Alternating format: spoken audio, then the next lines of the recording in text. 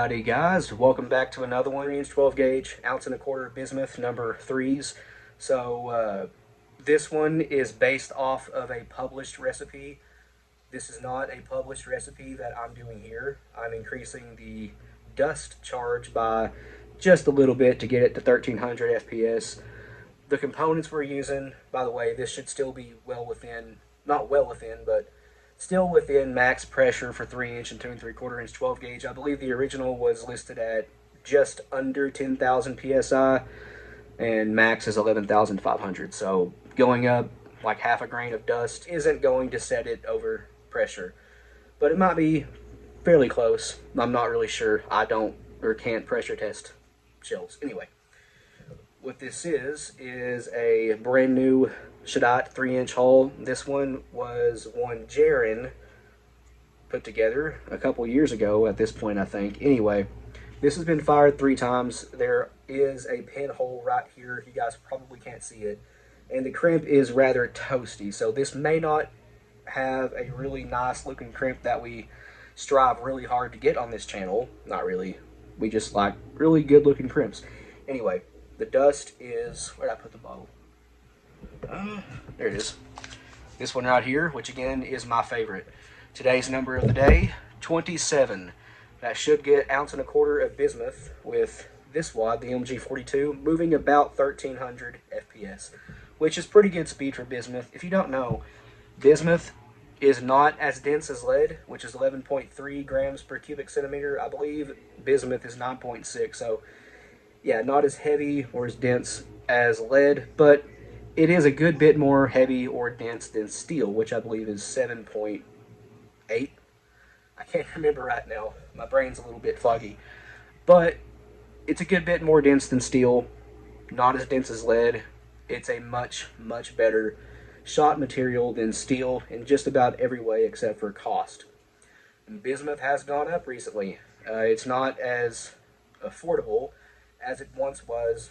I got mine for usually around 14 a pound. Now it's a little bit more than that, but still it's not as expensive as TSS. So anyway, the next component after that, if I can find it, right here it is. Why is it over there? 1/4" 20 gauge felt wad. That's going to bring the stack height up where it needs to be. This does need an overshot card. I forgot to grab one out, but yeah, we will need an overshot card for this one. Again, the wad MG42. Go ahead and get that 20 gauge felt down in there. Why not? And you guys may want to do this. We've never noticed the MG42 not opening, but go ahead and break the stitching loose. It's just that easy. Some people recently have said that the MG42s are not opening. The pedals aren't opening like they should be. That may be, I don't know, an issue with the newer batches of MG42s. I bought a bunch about 4 years ago now. I still have a bunch, so I'm using a much older batch. Anyway, this already has the dust in it. Again, today's number of the day was 27, so we'll go ahead and get that seated down in there. If you guys don't know who Jaren is, that's my brother. He's my half-brother anyway. And this does have an 8-point crimp on it. Now, I'm not a fan of 8-point crimps on new hulls, but Josh and Jaren are for whatever reason. They like 8 points. But I prefer 6. It don't matter. I just think 6 looks cooler, especially on 3" 12 gauge. Traditionally, it is 6. But if you are putting together your own shells, no matter what the gauge is, you can do 4, 5, 6, 8, whatever you want. It don't matter. Okay, so for the shot, we are using, I'm not really sure if I can say anymore where I got this at, but it's just Bismuth 3s, high antimony, so it's decently hard. Bismuth, if you don't know, is really soft and prone to shattering. It really is benefited by tin, antimony, pewter, whatever you want to do. To make it not so prone to shattering, deforming, it's a pretty soft metal. It melts lower than lead. It's softer than lead, and again, it kind of shatters. So antimony or anything to make the bismuth harder is a really good thing, as is buffer. By the way, I forgot to mention this, BSB buffer today. Buffer will really help bismuth out. You can argue all day long. Does it help TSS? Does it not help TSS? We think it does. Most people who do TSS put buffer in it, but with bismuth and lead, buffer can or does really help it. Not can, but especially with bismuth, you probably should use buffer with it, and that's what we're doing. I have the bismuth 3s in this 32 gauge brass hull here, so get that dumped in. Now, I will say the bismuth 3s do overstack the wad by just a little bit. I'll try to show you. It's probably not going to work out. You might be able to see it. It does overstack the wad by a couple layers. During setback, that'll all be in the wad. If you're using 4s or 5s, that'll definitely all be within the wad. So just keep that in mind. You can go to 1 3/8, just skip the felt wad in there, 1 3/8. If you skip the overshot card and the felt, you can probably get 1 1/2, but I'm not sure that long shot would be the ideal propellant for that. 1 1/2 at decent speed for bismuth anyway. Let's move on here. We need some buffer. This time I'm going to grab a spoon and a funnel if I can find one. The previous video I made to this, I did a bit where I actually can't find my dipper, and I can't find my homemade one, so I was just doing a bit where I was pinching it out with my fingers and putting it in the hull, and I made a big mess, so we're not doing that again. Actually, you know what? Screw the spoon. I have this 32 gauge hull here. We can just use that as a scoop. I don't know how much I'm getting, but that's half the case full. That's probably way too much. In fact, I know it is, so yeah. We'll dump that out. Vibrating massager. And vibrate that down. What you're looking for is the top layer of the bismuth. You want that about flush with the buffer. I do need actually a little bit more, so get a little bit more in there. Vibrate that down. And that's not going to settle any more than that. Top row of pellets is about flush with the buffer. Now I need an overshot card. 1 minute, let me find one. So I have a little container over here on this dresser, tote, whatever it is, I don't know.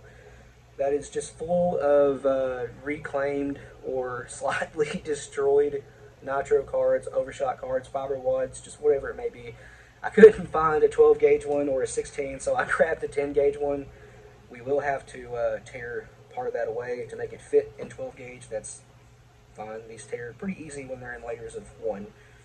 But that should fit in 12 gauge now. By the way, this is probably about 20 thou thick. And get that in there. 1 pellet came back up, so we'll get that back in the bismuth jar. That's okay. But pretty much ready for a fold now. This has an 8-point, so get this out of here. This is my 10 gauge Urbacitor. Let's get the 12 gauge one back on. And move it to the back station because I need the 8-point crimp. Thanks, Sharon. I know that sounded rude, but it wasn't, you know, it was a joke.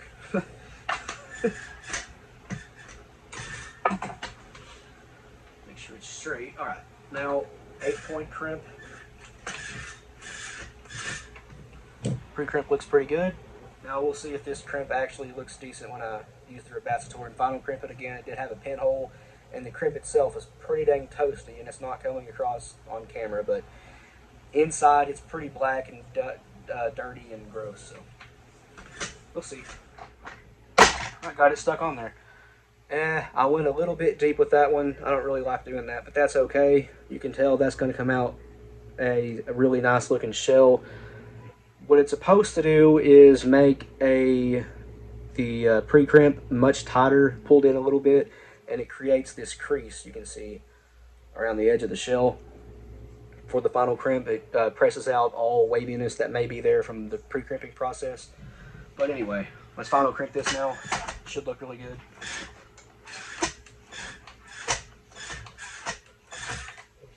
And there it is.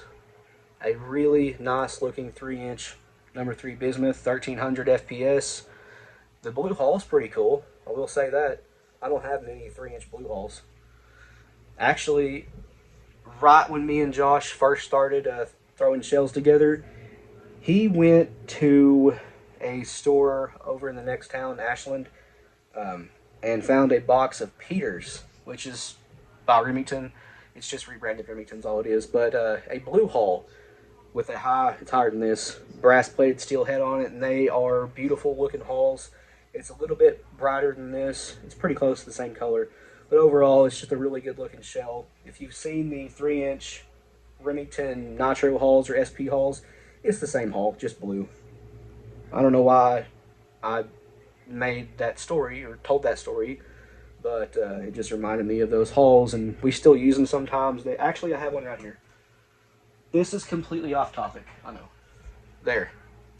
It's been fired a bunch of times, so it's pretty dirty and dark, but they started off about the same color. You guys can see that crimp that's toast. Even split back here. Yeah.